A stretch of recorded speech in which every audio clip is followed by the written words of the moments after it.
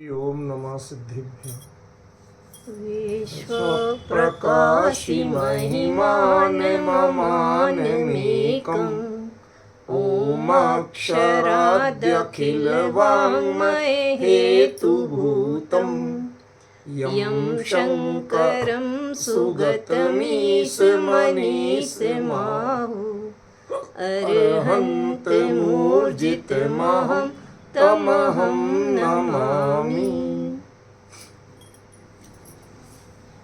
यह आचार्य योगींद्र देव द्वारा विरचित अमृताशीति नामक परम आध्यात्मिक ग्रंथ है।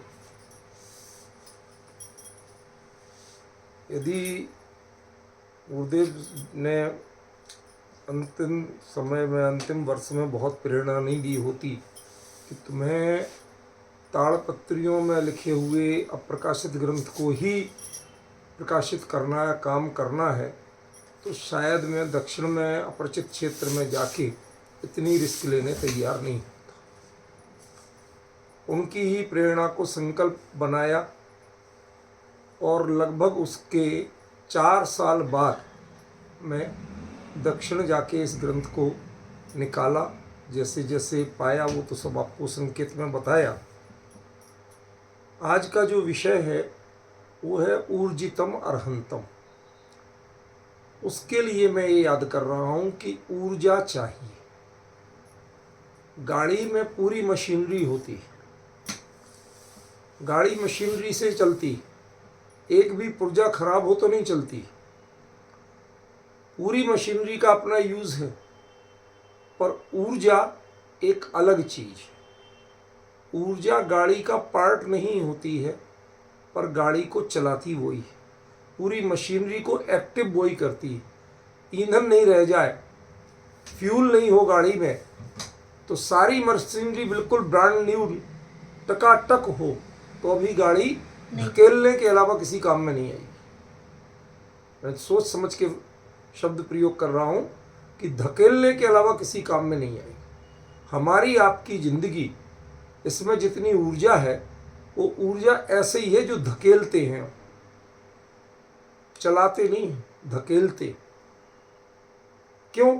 हमारी मर्जी से चलती ही नहीं।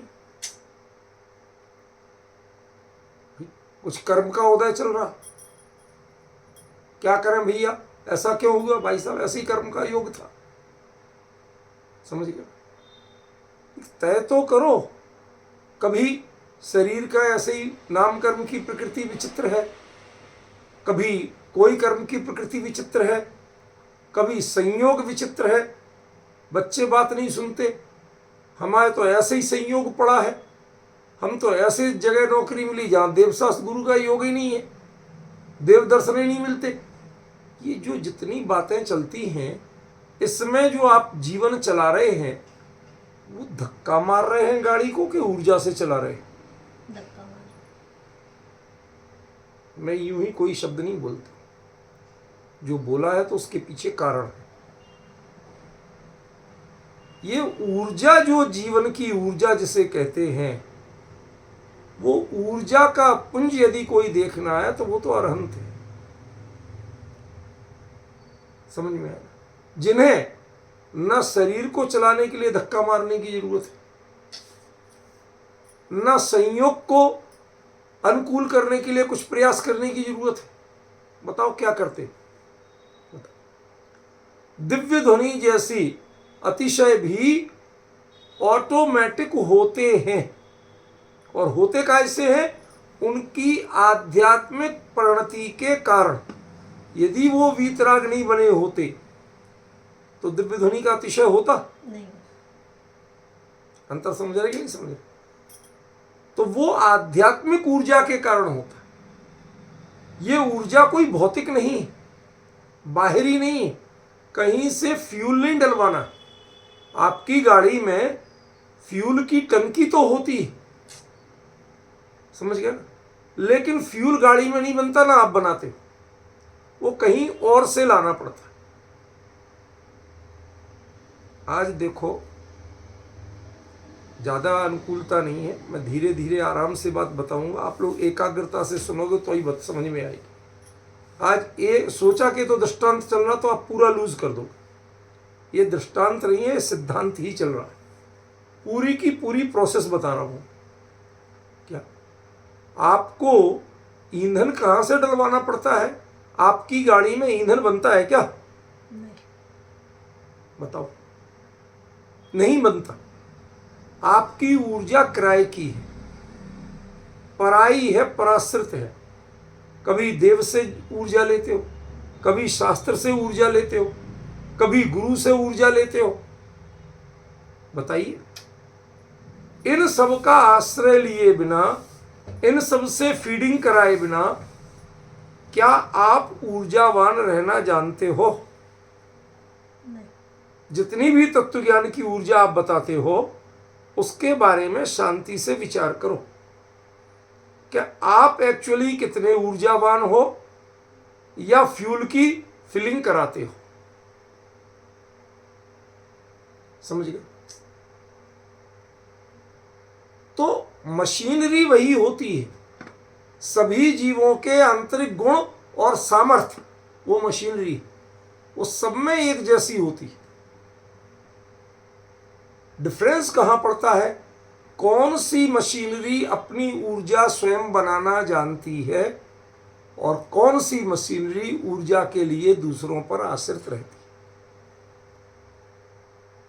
अब अंतर समझ में आया कि नहीं आया? यदि इस ऊर्जा का अंतर नहीं समझोगे तो अरहंत की ऊर्जा का अर्थ समझ में नहीं आएगा। समझे? चाहे आप सोलर एनर्जी की बात करो तो अभी पराश्रित हो, सूर्य नहीं निकले, अंधेरे में गाड़ी खड़ी कर दो, नहीं चलेगी, चार्ज ही नहीं होगी।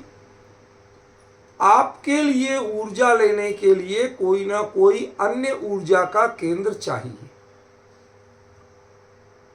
और जिन्हें ऊर्जा का अर्थ ही पता नहीं है, ऊर्जा बनाने का कला पता नहीं है, वो कभी अरहंत की ऊर्जा को पहचान नहीं सकते।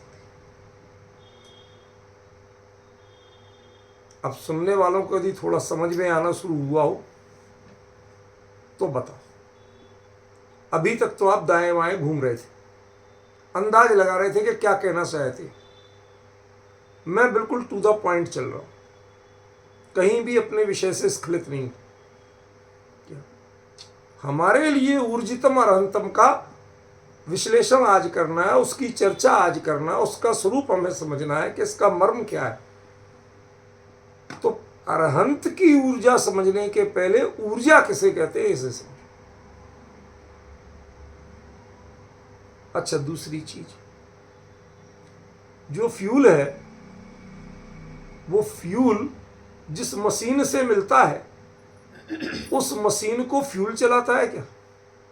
नहीं। पेट्रोल पंप की जिस मशीन से आपकी गाड़ी में भरा जाता है तो मशीन तो चलती है ना, वो मशीन उस फ्यूल से चलती है क्या? नहीं। जिससे भरा जाता है उससे नहीं। वो मशीन किसी और ऊर्जा से चलती है।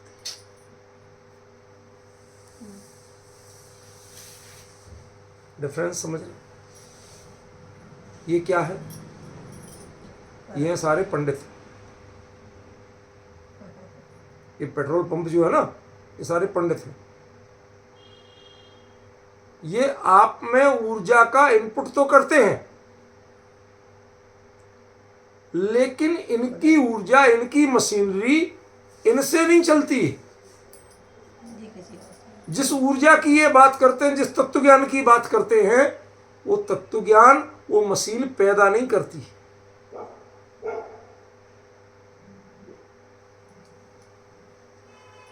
ऊपर में धीरे ही चलाऊंगा, लेकिन आज यदि ये विषय समझ में आ गया ना तो आपको एकदम नया अध्याय सा खुलेगा।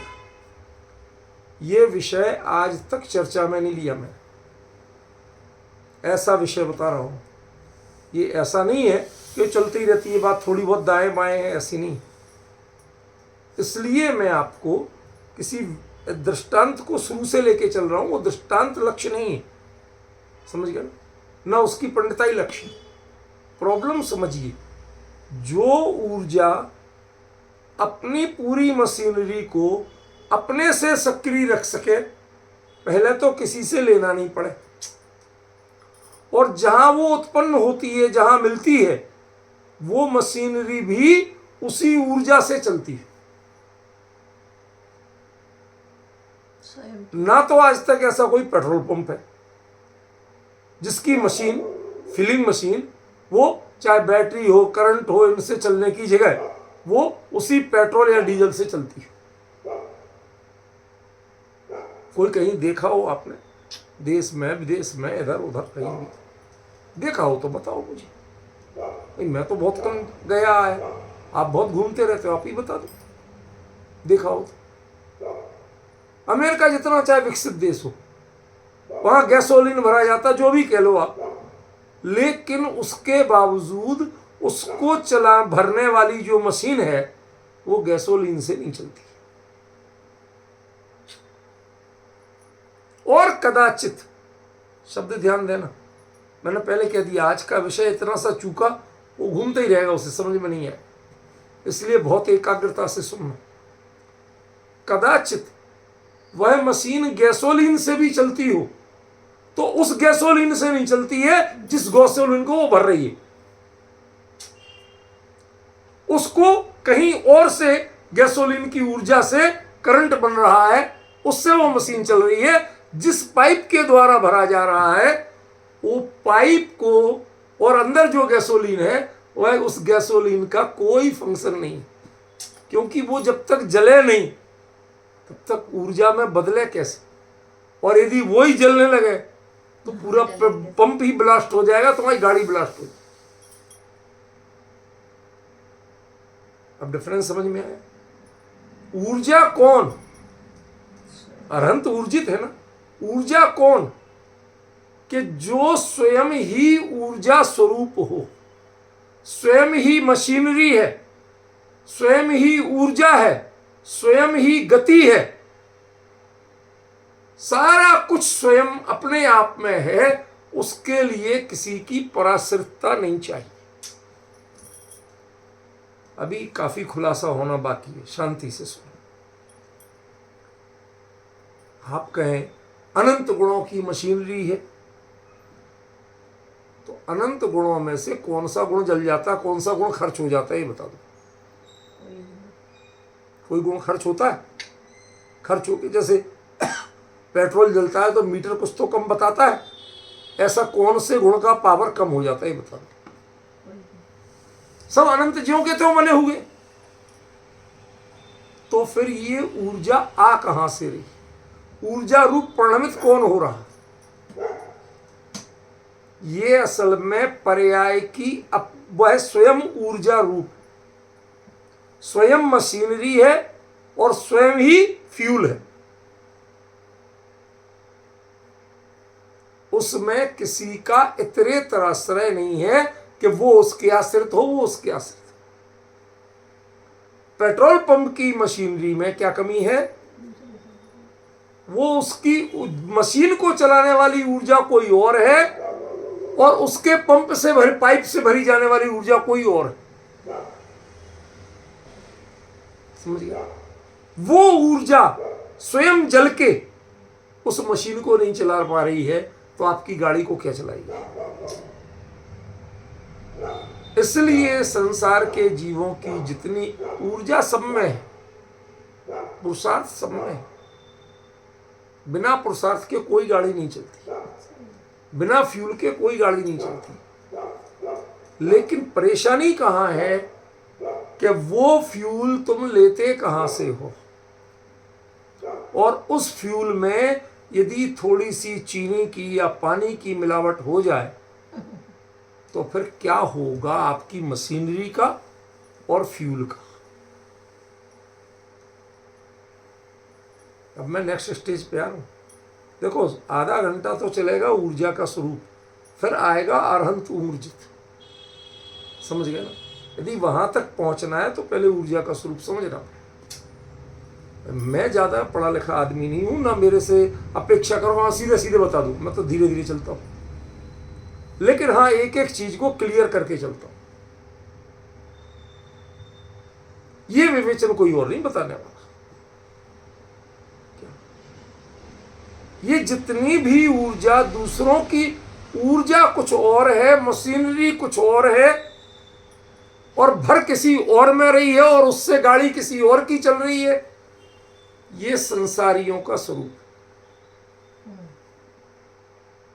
ये अरहंतों का स्वरूप नहीं। समझ गए? कहीं से लिया, कहीं दिया, बीच का 4 पैसे कमीशन खाया, और कमीशन खोर बन के हम अपने आप को बड़ा भारी ज्ञानी समझते। जिनवाणी से लिया, समाज को सुनाया,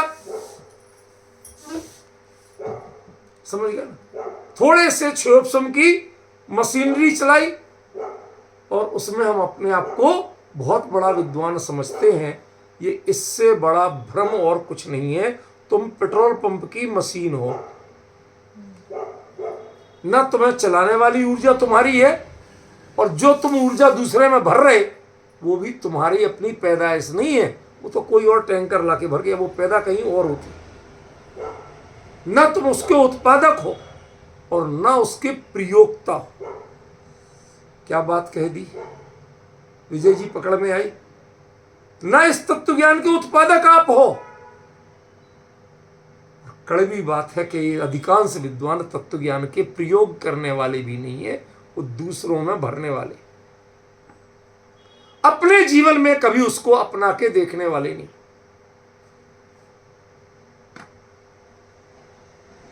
पॉइंट समझ में आ रहा है? इसलिए कोई तत्व की सूक्ष्म बात करे, जो आयोजनों में भाग भाग के जाते हैं वो तो उनको मैं बावला मानती हूं, पर जो व्यक्तियों की सुनने के लिए पागल होके जाते हैं वो भी कम बावले नहीं। पहले ये तो तय करो कि जिसकी सुनने जा रहे हो वो ऊर्जा उसकी है या वो खाली मशीन है। जिस ऊर्जा को आपको दे रहा है वो कहीं और से आई, और उसकी मशीन जिससे चल रही वो ऊर्जा कहीं और से आई। नहीं आया समझ में? अरे कुछ नहीं आया अभी, समझो जब हम बता रहे। इन पंडितों की जो मशीनरी है ना, ब्रेन ये चलता है, वाणी चलती है, इसकी ऊर्जा आती है नगद नारायण से या मान कसाय से। पेट्रोल पंप की मशीन तो करंट से चलती है ना, फ्यूल से तो नहीं चलती। अब समझ में आ गया? इनकी ऊर्जा आती है 2 चीजों से। इन्हें नगद नारायण मिलना बंद हो जाए या समाज सम्मानित करना बंद कर दे, उसके बाद देखो कितने लोग तत्व चर्चा के लिए समर्पित होते।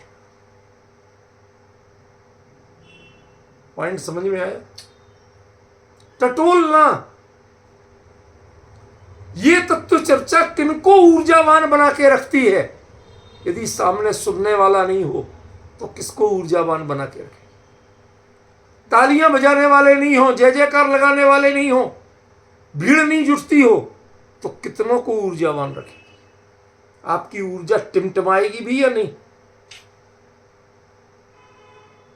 समझिए, भीड़ देख देख के अपने को, ईगो को सेटिस्फाई करके और लच्छेदार बोलते हैं आप।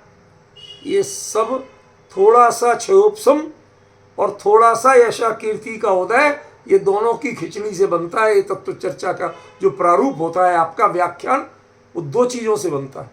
वो असल में उसमें ऊर्जा कुछ नहीं, थोड़ा सा यशा कीर्ति नामकरण का उदय और थोड़ा सा ज्ञानावर्णी का क्षोभसम, इन 2 की खिचड़ी से बनता है आपका सो कॉल्ड प्रभावना योग। इसमें असली ऊर्जा कुछ नहीं है। समझ में? जो ऊर्जा दूसरों को दे रहा है वो दूसरी गाड़ी में काम आ जाएगी, लेकिन उसका यूज आप नहीं कर सकते। जिनवाणी की बात हम समाज को सुना देते, लेकिन विडंबना ये है कि एक भी पंडित मुझे ऐसा आसानी से नहीं दिखता कि जो उसको, उस तत्व ज्ञान को अपने जीवन में खुद यूज करता हो, उससे ऊर्जास्वित रहता, आनंदित रहता हो। अरे इतनी गजब की बात मिली, टोडरमल जी लिखते हैं, ओ मुझे तो इन बातों की खबर ही नहीं थी। यहां तो छूटते ही बोलते वधु खबर छे। बताओ कोई पंडित ने आज तक कहा होगा हमें पता ही नहीं। इसलिए ये सब जो परिस्थितियां हैं, मैं लिखता हूं, कभी कभी कहता हूं, पिताजी कहते पंडिताई माथे पड़ी पूर्व जन्म के पाप, उपदेश दिए औरों को कोरे रह गया। ये बड़ी भारी विडंबना है। जब हम पढ़ते थे सोनगढ़ में, आ काल मां शुद्धात्म ज्ञानी, वो जो पंक्तियां थी ना, वो पंक्तियां कहीं इस ऊर्जा का संवेदन कराती थी।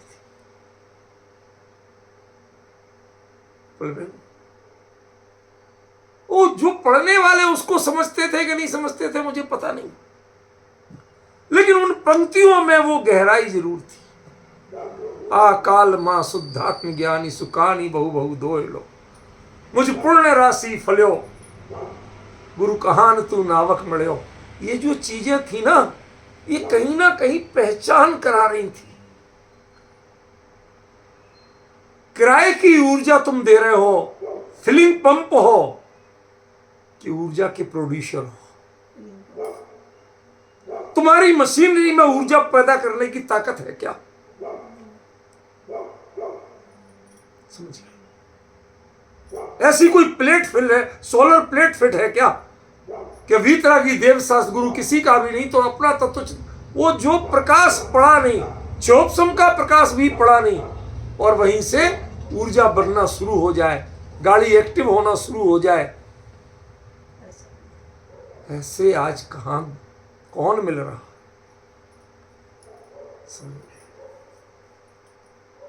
किसी विद्वान को बुला लो और ज्यादा सम्मान उनके जो स्टैंडर्ड और जो नाम पद होता है न दो, तो एक दिन में पता चल जाए कि कितना बड़ा विद्वान।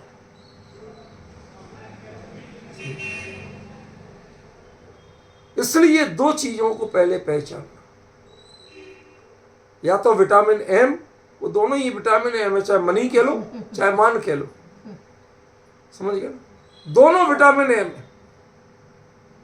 इस विटामिन एम के बिना जिनकी ऊर्जा कभी बनती हो तो बता दो, उनकी ही मशीनरी नहीं चलती है।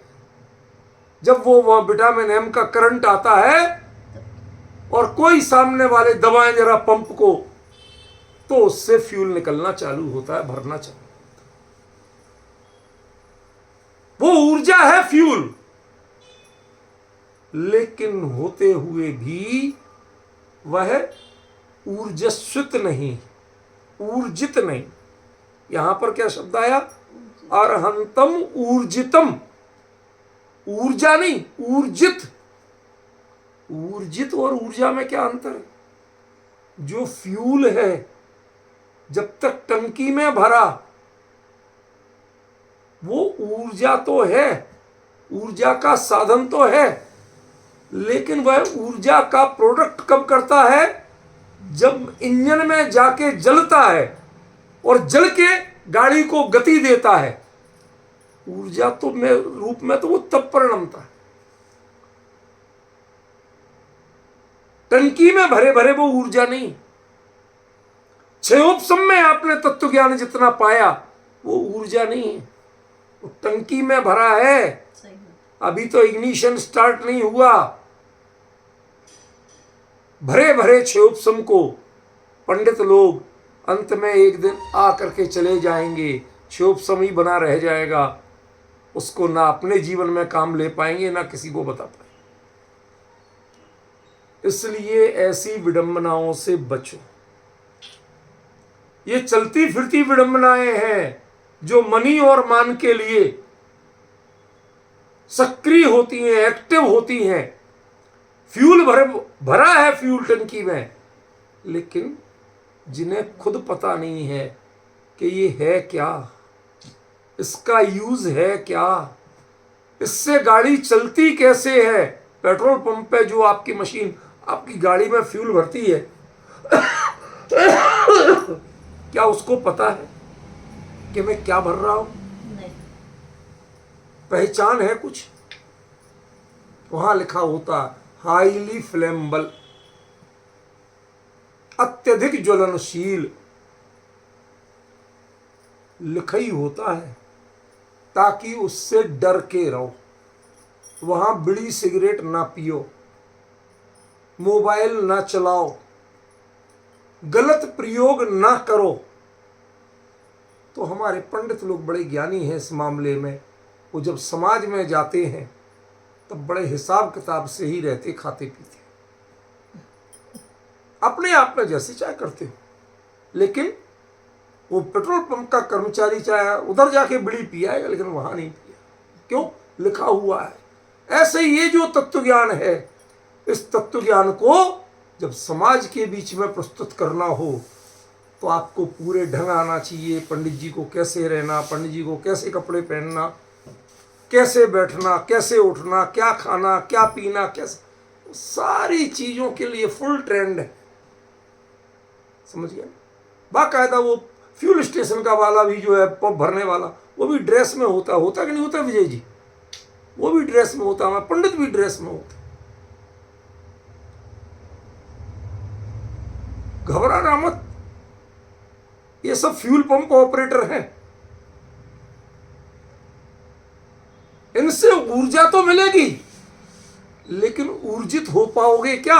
जिस ऊर्जा से वो खुद ही ऊर्जित नहीं है, वो तुम्हें क्या सिखाएंगे ऊर्जित हो? वो ऊर्जा की फीलिंग करेंगे। माफ करना, आज तक आपने तत्व ज्ञान की रूपी जो ऊर्जा है उसकी फीलिंग तो कराई है क्षुद्र शिवोपम की टंकी में, लेकिन आज तक इग्निशन से गाड़ी स्टार्ट नहीं की, सेल्फ स्टार्ट नहीं किया है। कहते हैं ना सेल्फ लो। क्या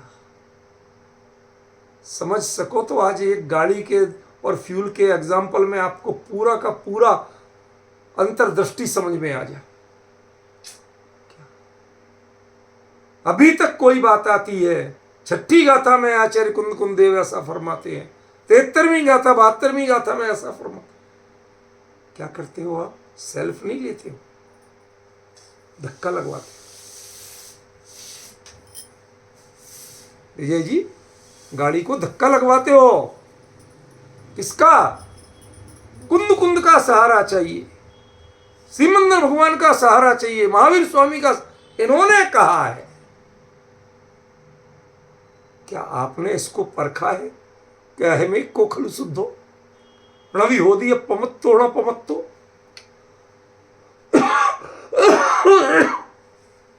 आप आज तक जान ही नहीं पाए।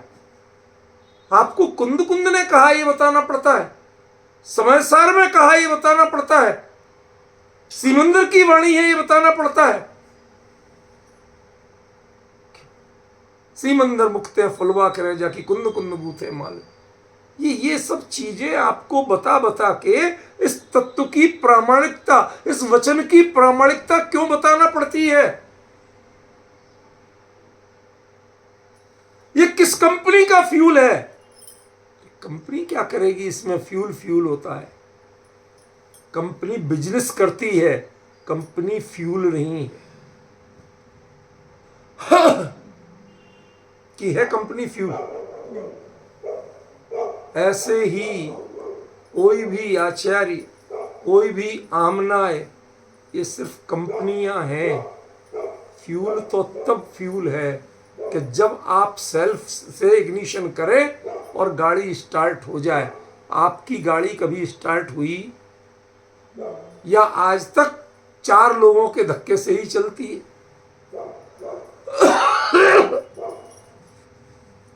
क्या हुआ, बहुत मैं जयपुर पढ़ता था ना विजय जी, तो उस समय में एक टाइम्स ऑफ इंडिया ग्रुप की पत्रिका आती थी, धर्मयुग, बड़ी साइज की पत्रिका होती थी। तो वो साप्ताहिक थी, आपने शायद कभी पढ़ी हो। तो उसमें एक व्यंग्य कथा आई थी। केपी सक्सेना नाम के कोई एक व्यंग्य लेखक थे, उनकी व्यंग्य कथा आई थी। तो उसमें एक वाक्य था कि भाई साहब, आपने जो सेकेंड हैंड गाड़ी ली है वो कैसी चल रही है? बहुत बढ़िया। कितना एवरेज देती है? कहती 24। अब उस समय जो अम्बेसडर या फिएट टाइप गाड़ियां होती थी भारी वजन वाली असली लोहे की, वो 4-6 का एवरेज दे तो बड़ी बात थी, वो 24 का एवरेज दे रही है। तो वो चौंक गए, अरे वाह इतनी बढ़िया गाड़ी, कहीं कैसे?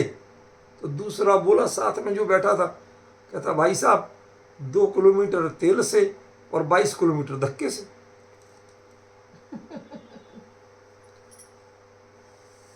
हम कहते 2 किलोमीटर तो तेल से चला के बताओ आपकी गाड़ी, हम 22 किलोमीटर का धक्का मंजूर करने को तैयार। कभी तो तुम्हारे सेल्फ से स्टार्ट हो गाड़ी, तुम्हारा खुद का चिंतन तो चले जिनवाणी में। जितना चिंतन चलता है पंडितों का समाज को सुनाने के लिए चलता है, माफ करना, स्वयं समझने और स्वयं को समझाने के लिए नहीं चलता।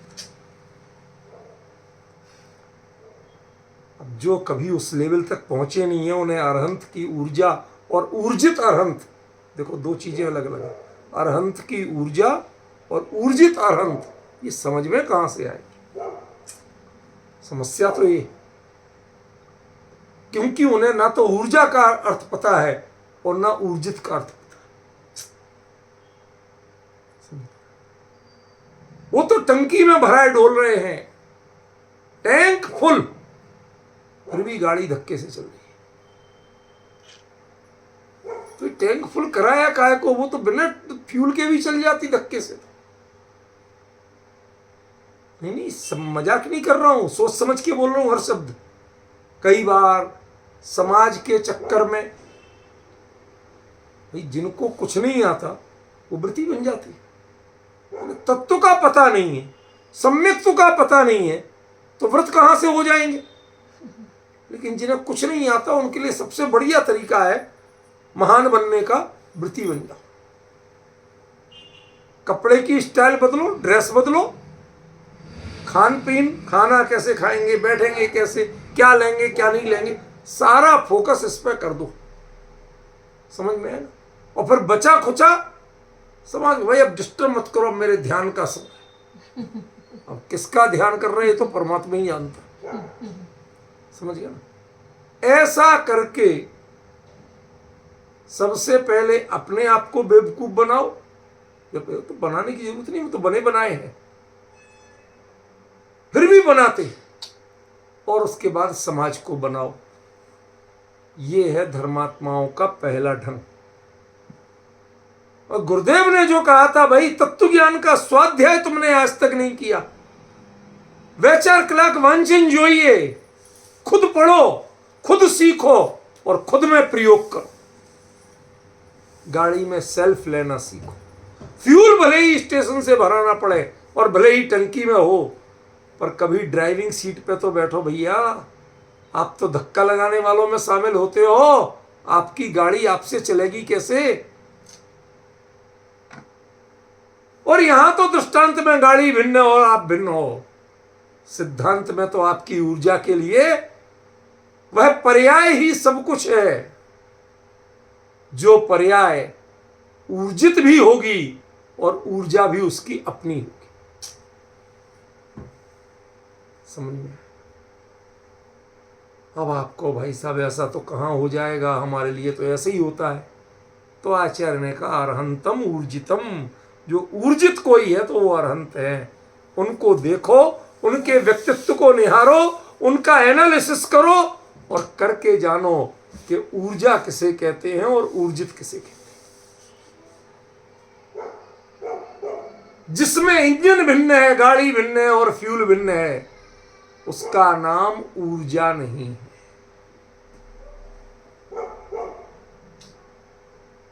आपका अपना चिंतन आपको मोटिवेट करे, अंतर से प्रेरित करे, संसार और शरीर और भोगों में निरर्थकता लगने लगे, खुद ही अंतर की प्रेरणा जगे कि मुझे कुछ, उस शेर को क्षण भर पहले तक की पर्याय में आराम से हिरण को खा पी के पेट भर के मस्त पड़े रहो। ये देह मग्नता की परिणति, मुनिराजों का जरा सा संबोधन मिला नहीं, तो क्या उनके संबोधन से हुआ था? वो चोट जो पड़ी, वो चोट अंदर में ऊर्जा का काम कर। कई बार मशीनरी में थोड़ा बहुत जाम होता है ना, तो सारी मशीनरी पुर्जे बिल्कुल सही है, फ्यूल भी बिल्कुल A1 है, गाड़ी का सारा सिस्टम चेक हो लिया, पर गाड़ी स्टार्ट नहीं हुई। तो ऐसे में कोई मिस्त्री जो होता है, इंजीनियर तो उसके समझ में ही नहीं आती, इंजीनियर तो किताबों से पढ़ता है। मिस्त्री जानता है कि कहीं ना कहीं कोई पुर्जा जाम है, तो वो इंजन में कहीं मजबूत जगह पे एक हथौड़ी मारता है जोर से। वो जो ही हिलता है इंजन, वो जाम खुलता है और ट्रर चल पड़ती है गाड़ी। शेर की परिणति इतनी पक चुकी थी, इतनी पक चुकी थी, वो अपने इग्निशन पे स्वयं बैठा था अपना सेल्फ लगा के, एक हथौड़ी पड़ी, 24 का 24वां तीर्थंकर कर क्या रहा? एक हथौड़ी ही तो पड़ी थी, और क्या हुआ था? क्या समझा था उसने और क्या समझाया था उन्होंने? कोई घंटे 2 घंटे का उपदेश नहीं दिया था, इतने मुनिराजों को भी फुर्सत नहीं थी, और इतने वो भी सिंह था ना। सिंह ज्यादा सोचते नहीं है, ये बनिए है जो सोचते।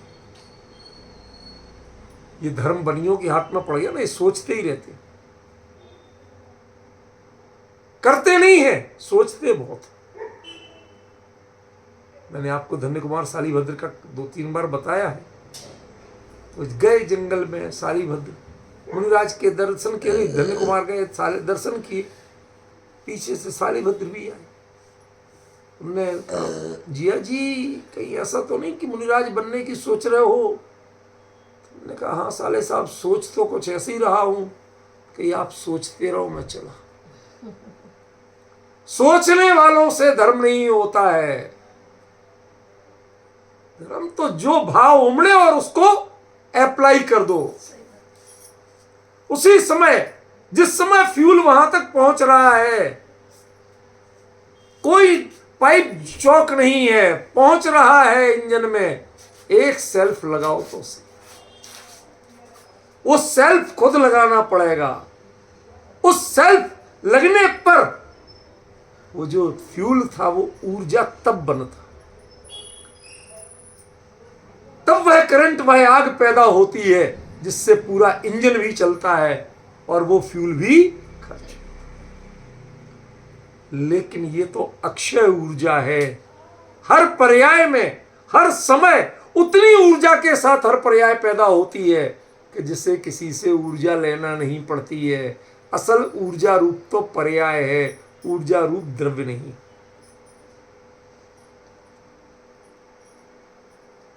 समझिए, हर पर्याय जो जिस समय पैदा हो रही है वो अनंत ऊर्जा की धनी है। कमी क्या है कि सेल्फ इग्निशन नहीं लगता। सेल्फ लेने के बाद जिनकी ऊर्जा की प्रक्रिया चालू हो, उन्हें दोबारा इग्निशन करना पड़ता है क्या? नहीं। चलती रहती है गाड़ी, फ्यूल चलाता रहता है और गाड़ी चलती रहती है, आप चैन से बैठे।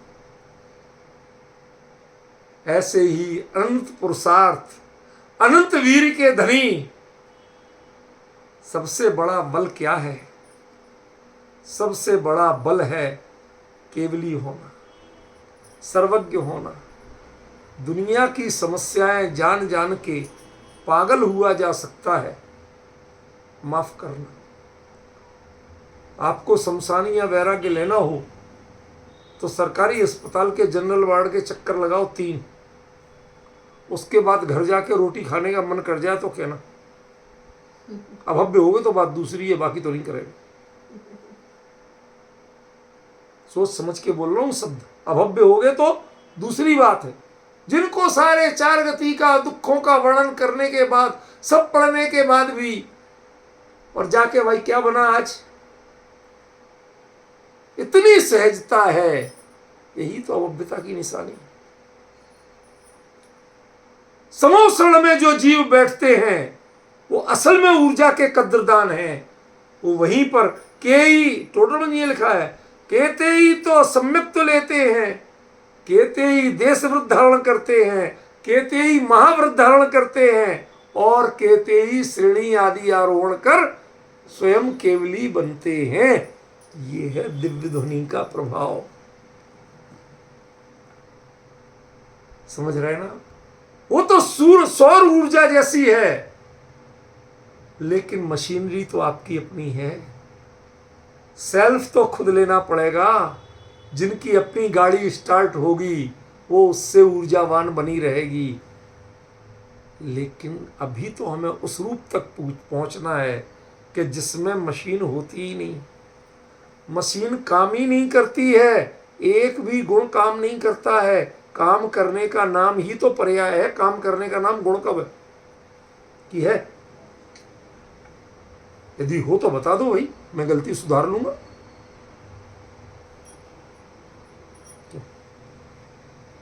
ये जी भाई साहब, गुण करने काम करने का नाम गुण है क्या?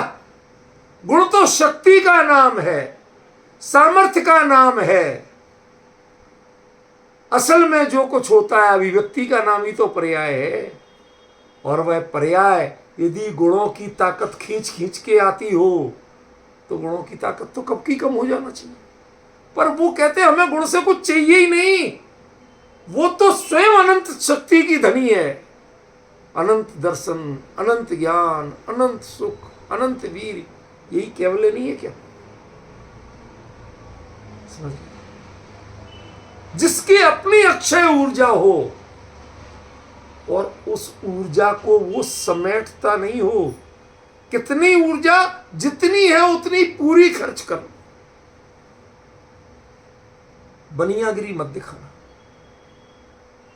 बनियागिरी माने आज जो कमाया वो थोड़ा बहुत खर्च करो, बाकी जोड़ के रखो, इन्वेस्ट करो, उधर करो उधर करो।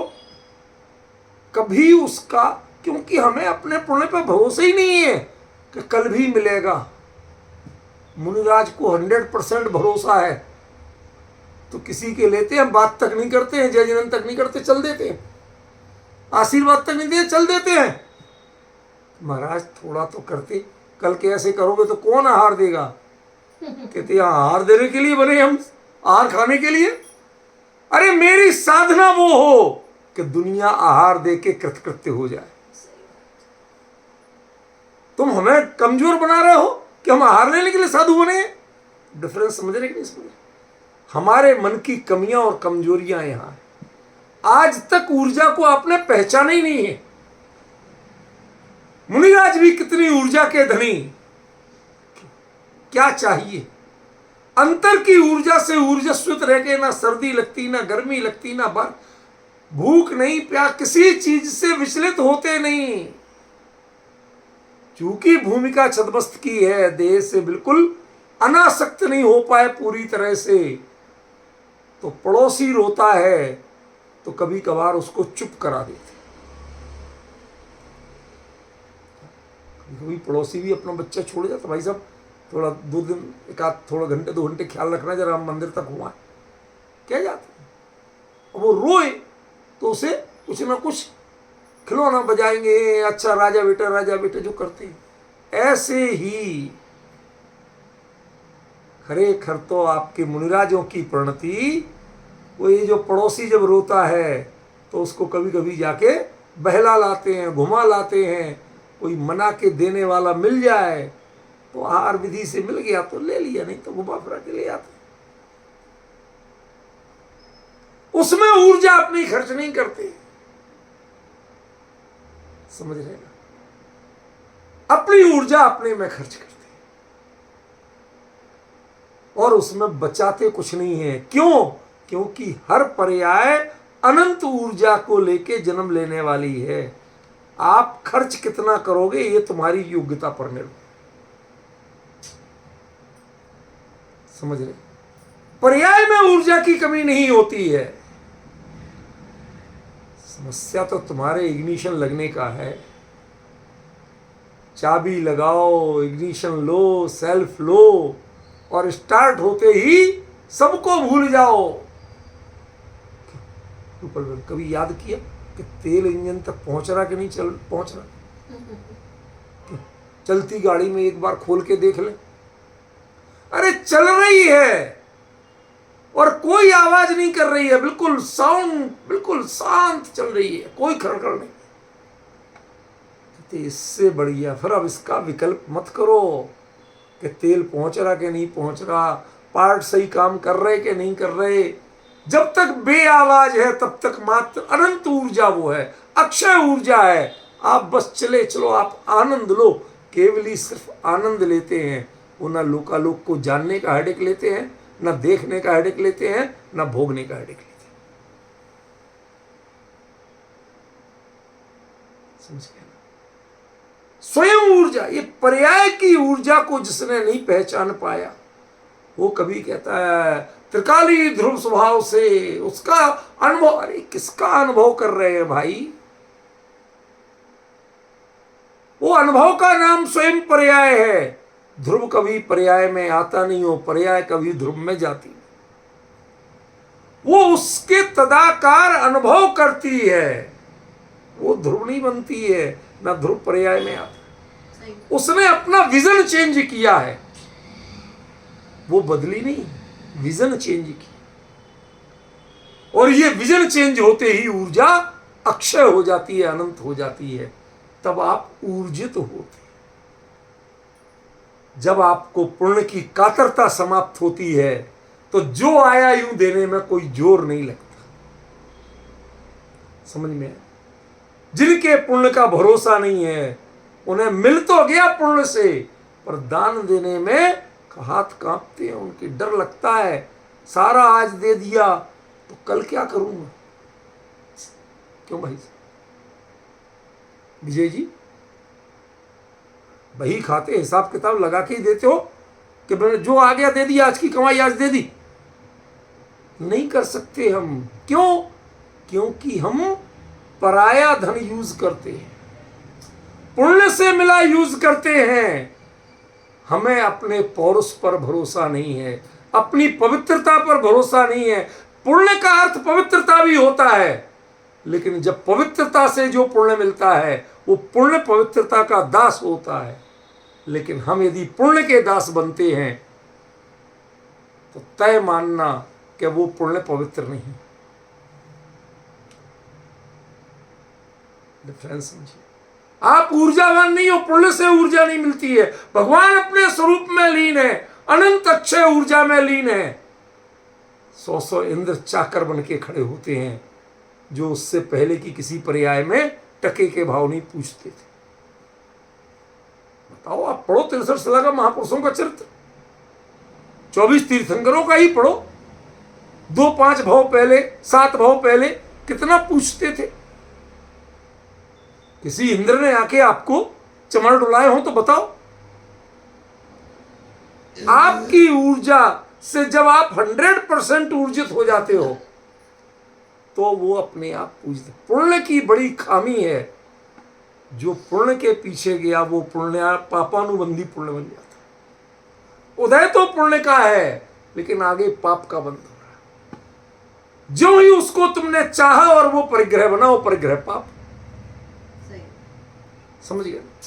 आया जाए जाए जाए। अगले समय क्या होगा कि अगले समय के भी तो कर्म बंधे हैं। यदि असाता कर्म का उदय है तो तुम अभी जोड़ के क्या कर लोगे? सब चला जाएगा। समझ में आया कि नहीं आया? इसलिए ये टेंशन बंद करो।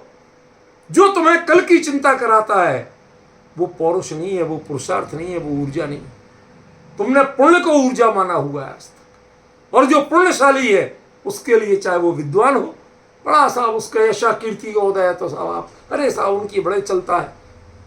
आप दीन हो, दीन, चाहे यशा कीर्ति के दीन हो और चाहे जिसके फल में परिग्रह आदि साधन मिलते हैं उनके गुलाम हो आप। आपने आज तक ऊर्जा को जाना नहीं। ऊर्जा देखना है और ऊर्जित देखना है तो अनंत को देखो, वहां समझ में आएगा कि ऊर्जा किसे कहते हैं और ऊर्जित किसे कहते हैं। वह पर्याय अपने आप में, वो द्रव्य को नहीं देखती है, खरेखर तो अपने को उस रूप में अनुभव करती हुई वर्तती है। उसे आशंका नहीं है कि अगले पर्याय में क्या होगा। वह समय जितना है उतने समय में परिपूर्णता का आनंद लेती हुई वर्तती है। उसमें कभी गैप नहीं पड़ता। सबकी जाति एक जैसी चल रही है, वो ही रिदम चल रहा है, कोई अंतर नहीं पड़ता। आपकी गाड़ी चलते हुए, जब वो आपकी दुबई की वो लंबी ऐसी सड़कें, कहीं ट्रैफिक नहीं, कुछ नहीं, एक्सीलेटर पे जितना पैर वो चलता है, अपने आप गाड़ी चलती है। कौन चला रहा है? हम आराम से, समझ गए ना, गुनगुनाते हुए चलते हैं। ऐसे ही जिनको गाड़ी चलाना नहीं पड़ती, ऊर्जा का उपभोग नहीं करना पड़ता है, स्वयं ऊर्जित रहते। डिफरेंस ख्याल में, स्वयं ऊर्जित रहते हैं। उनके पुण्य चरणों में लौटता है, 100 इंद्र चरणों में लौटते हैं, दिव्य ध्वनि जैसे अतिशय होते हैं। परंतु उनके साथ एक ही प्रश्न, एक ही कमेंट्स आता है, तेथी सु। ये हो गया तो क्या हो गया? ये कला, ये शब्द जब गुरुदेव के मुंह से सुनते था, लगता था कोई ऐसा अद्भुत व्यक्तित्व है जो हर बात को तेथी सु कह देता है। हम जिन चीजों के लिए सारे दिन रखड़ते हैं, पैसे के लिए, उनके यहां कितना ही पैसा आ रहा, तेथी सु। ये इतना पैसा वाला है, तेथी सु। ये इतना मोटा पंडित है, तेथी सु। संस्कृत में कहते हैं ततः किम, किसी से प्रभावित नहीं। जो मेरी मस्ती चल रही है वो मस्ती सुनाई, उसकी चर्चा की। तुम कौन हो, तुम क्या हो, तुम जानो। समझ में? वहां लगता था कि वाकई में कोई ऐसे अति आसन्न भव्य ऐसे महापुरुष का जीव है, वो सामान्य व्यक्ति नहीं है, जो आज भी ऐसा इस भरत क्षेत्र जैसी विपरीत परिस्थिति में पंचम काल में ऐसी घटना होती थी। उनकी परिणति में कहीं नहीं झलकता था, कोई ऊर्जा की कमी नहीं। लोगों ने कहा इतना विरोध करेंगे, इतने पत्थर मारते, वो ऐसे देखते थे, पत्थर मार रहा है, उस पर भी कोई आक्रोश, बचने का भाव नहीं। जो बचाए तो बचाएं, वो अपने सहज चलते थे।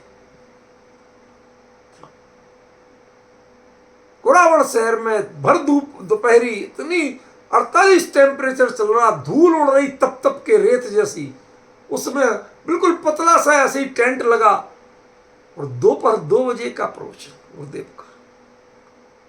और वो आके आध घंटा पहले उसमें भी बैठ जाते थे। उन्होंने कभी कोई रूमाल लेके कुछ धूल धूप कुछ, पंखे लगाए तो वो तो उल्टी लू चला गए, लोग पंखों से बच के बैठते थे। समझ गए ना? लेकिन जो गुरुदेव ने अपने ओम नमो अरिहंताणम नमो लोए सब सिद्धाणम ऐसे बोलना शुरू किया नहीं, सब वहां लगता था कि ऊर्जा का और पूर्ण की ऊर्जा, दोनों ऊर्जाओं का कोई अद्भुत योग है। समझ में? ये सीखना पड़ेगा जीवन, और सबसे ज्यादा उन्हें सीखना है जिनको पूर्ण की ऊर्जा बहुत कमजोर हो, अपनी ऊर्जा पर चलना सीखना। कोई जय जयकार करने वाले नहीं हो, कोई आपके अनुकूल बोलने वाले नहीं हो, कोई अंतर नहीं पड़ता। हमें अपनी जिस धारा में चलना है वो चलना है। अपने मार्ग खुद बनाओ, अपने मार्ग खुद बनो। बनाओ क्या, बनो। मैं ही गाड़ी, मैं ही मार्ग, मैं ही ऊर्जा, मैं ही तेल, और मैं ही चलने वाला, और मैं ही मेरी मंजिल।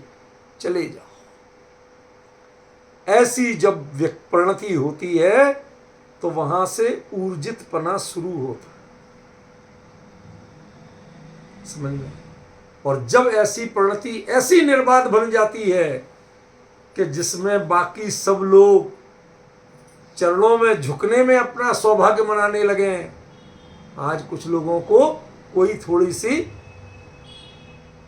बड़ी विभूति खास आदमी से मिले तो वो अपने फोटो फाटो साथ में दे के खुश, अरे साहब मैं देखो आज फला से, वहां सारे 100 इंद्र सब लोग, मैं आज अरहंत से मिला, मैंने आज अरहंत के, वो आपके दर्शन करके कृतकृत्य हो, पर आप अपने में नहीं। गुरुदेव जो बोलते थे स्वरूपे डूबे ला नमन तुझने वो जिनबरा, महाराज वो लगता था कि यदि भगवान सामने देख रहे होते तो गुरुदेव नमस्कार नहीं करते। क्यों कर रहे हैं कि तुम अपने स्वरूप में डूबे हुए इसलिए नमस्कार कर। ये बोलने की क्षमता, ये अंदर का दम जो आता था बात में, वो ऐसे ही नहीं आता था। ये ऊर्जा विहीन लोग कभी ऐसा प्रभाव नहीं दे सकते।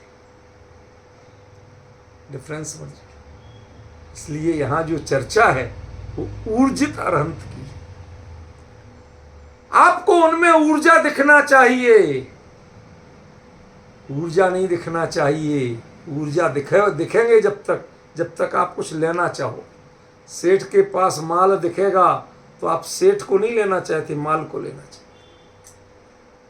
सेठ ने बोल दिया 1 करोड़ रुपए दिया, उसके बाद वो आपको काम का नहीं रह जाता है। जब तक सत्कार करना था, जब तक खास करना था, बोलता कितना कितना देता, दे गया फिर तो ठीक है, अच्छा साहब अगले कार्यक्रम में पधार।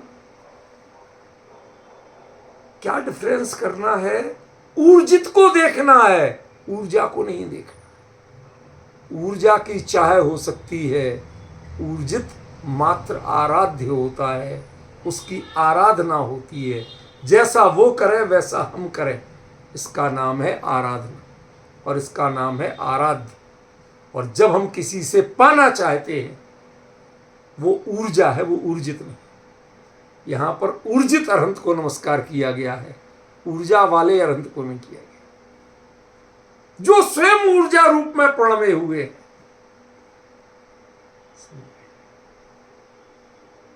ये बहुत गहरी चर्चा है रूपल बहन।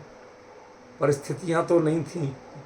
डॉक्टर बहुत चिल्लाया मेरे ऊपर कल, क्योंकि कल भी स्वाध्याय के बाद पसलियों में एकदम तेज, ये जो है समस्या बुखार की यहाँ जो चल रहा वो है लंग्स पर सीधा इफेक्ट करता है, जुकाम के कारण लंग्स पर इफेक्ट करता है। तो वो कहता आप बोलते थोड़े जोर से हो, बोलो ही मत, 8-10 दिन मत बोलो। तो पूछ रहे थे दिन भर से पड़े हो, क्या होगा आज, होगा कि नहीं होगा? बताऊंगा उससे। फिर मैंने इनको 1 घंटे पहले कहा मैं तो आऊँगा, बैठूंगा चुपचाप करूँ। क्यों? मुझे मेरे दिन भर से दिमाग में वो चल रहा है कि ऊर्जित अरहंत कहाँ से बात शुरू हुई थी पेट्रोल पंप से और कहाँ पहुंची, समझ में आया? ये ऊर्जित अरहंत वो हमें जानना है, उसकी चर्चा करना है, वो पहचानो। अभी ये चर्चा पूरी तो नहीं है, अभी थोड़ी सी चलेगी सोमवार को, और ऊर्जा के साथ नमामि की ऊपर बात आएगी कि जब तक ऊर्जित को नहीं पहचाने तब तक नमस्कार नहीं होता है। बाकी गुणों की बात अलग है और ऊर्जित की बात अलग है। ऊर्जित को पहचानेंगे तो नमस्कार होता है। उस नमस्कार की प्रविधि की चर्चा सोमवार को चलेगी, कल भक्तामर जी की चर्चा चलेगी। आज